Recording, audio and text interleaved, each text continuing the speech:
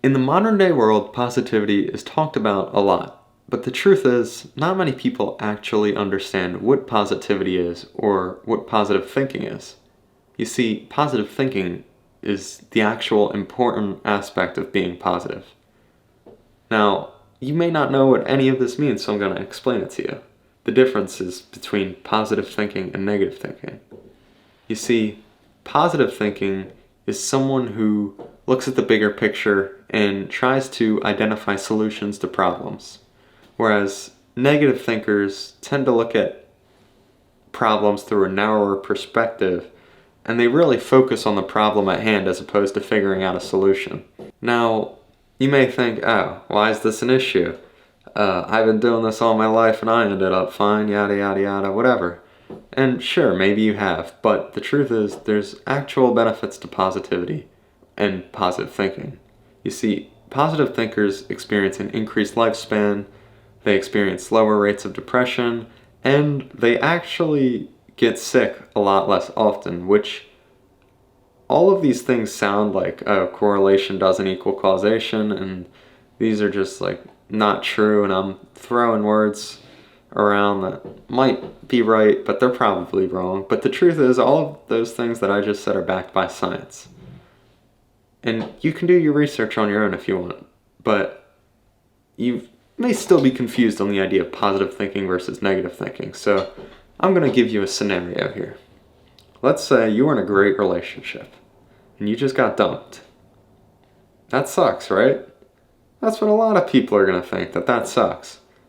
And from the outside looking in, people will say, oh, the positive approach is to say, that's great. But that's not great. You lost a loved one. At least, you know what I mean. And that does suck. But that's not actually positive thinking.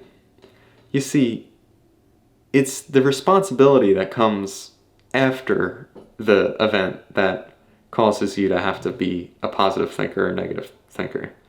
So you do get broken up with, and it does suck. Now you have two choices. See, negative thinkers would probably say, oh, this really sucks. I'm gonna go drink myself to death and be depressed for a few months until I can get back on my feet and go back to living my life again. Whereas positive thinkers would use this newfound fuel and motivation to their advantage. They'd say, I just got broken up with. This really sucks. But now, there had to be something wrong there. What did I do wrong? They'd think about the relationship. They'd identify things that they'd done wrong. Because guess what? Not everyone's perfect. No one's perfect, as a matter of fact. And you probably did something wrong. So they'd think about what they've done wrong. They'd improve themselves as a person. And they'd move on with their life a lot quicker than those negative thinkers.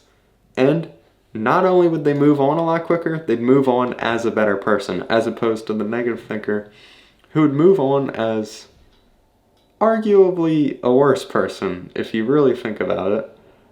Not in all situations, this is just an example, of course, but it's pretty much the truth, at least in my opinion. Now, the problem with the world, at least in my opinion, is most people, majority of people, are negative thinkers. And when something bad happens to them, they don't become better people and they become worse people.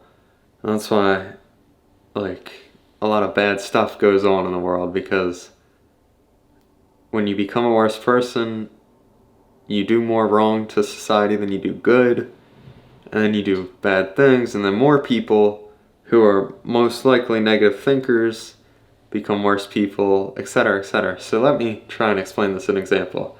Let's say you're the person who got dumped, right? And then you do go on and you become a drunk and you're not really doing anything that benefits society. You're walking around town, you're bumping into people, you're burping in people's faces. It's all types of rude and ignorant stuff going on. But then, let's say you bump into 5 people that day and you cause 5 people to have a bad day, or you upset them, right? And they are also negative thinkers. Then those 5 people go and affect 5 more people, and they become more negative throughout the day. And then those 5 people, etc., etc., millions of people become mad. negative and everyone slightly declines, as opposed to, let's say, you're a good person. Well, I guess you're a positive thinker. You go out, you improve on yourself, and then the next day you go in, you pay for someone's coffee in the morning, and then they have a really good day, and then they pay it forward. They go pay for someone else's coffee, etc. I'm saying etc. a lot. That's crazy. Wow. But I guess when I'm saying the world isn't balanced, people are more negative thinking than they are positive thinking. I guess what I am really saying is people don't know how to take responsibility on the smallest level. So, ready?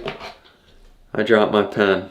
Dang, that sucks. I gotta bend over and pick up my pen. Well, it was my fault.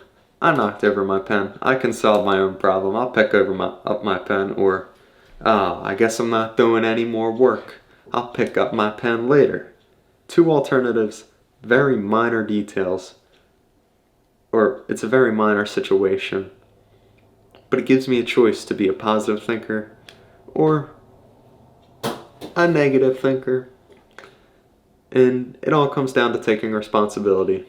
So, I guess the moral of this video, hey everyone, take responsibility. Whether it's something small, like you dropping a pen or bumping into someone in public, or it's something big, like you lost a loved one and you're down and you're very upset about it, but you can really take advantage of how you feel. Take responsibility of your emotions. Say, okay, I lost a loved one. I've been through a very tough experience, but I can come out of this a better person by doing what you do as people. It's different for everyone, but maybe you want to work out. Maybe you want to read. Maybe you want to start a business and finally take that big risk in your life. Whatever it is, just take responsibility.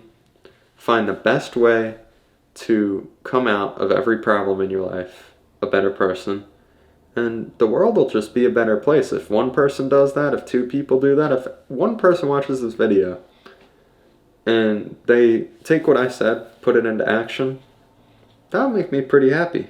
I mean, I know I try my best to be a positive thinker. I'm not always the best at it.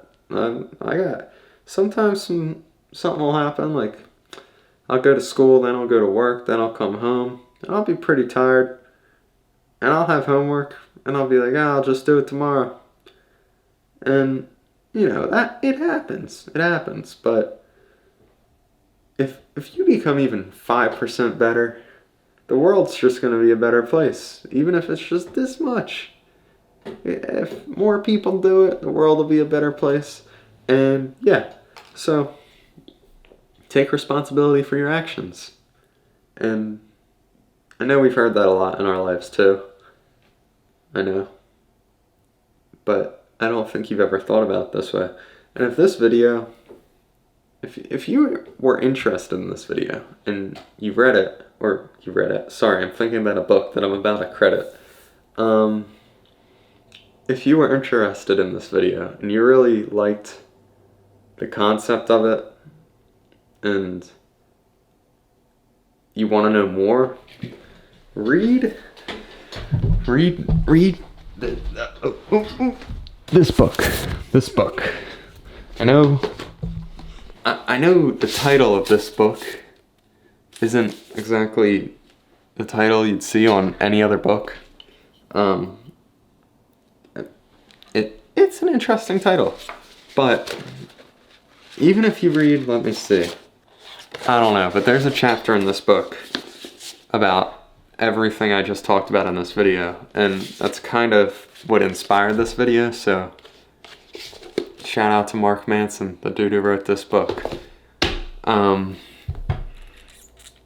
Okay, I'm rambling. I'm gonna end this video. Take responsibility,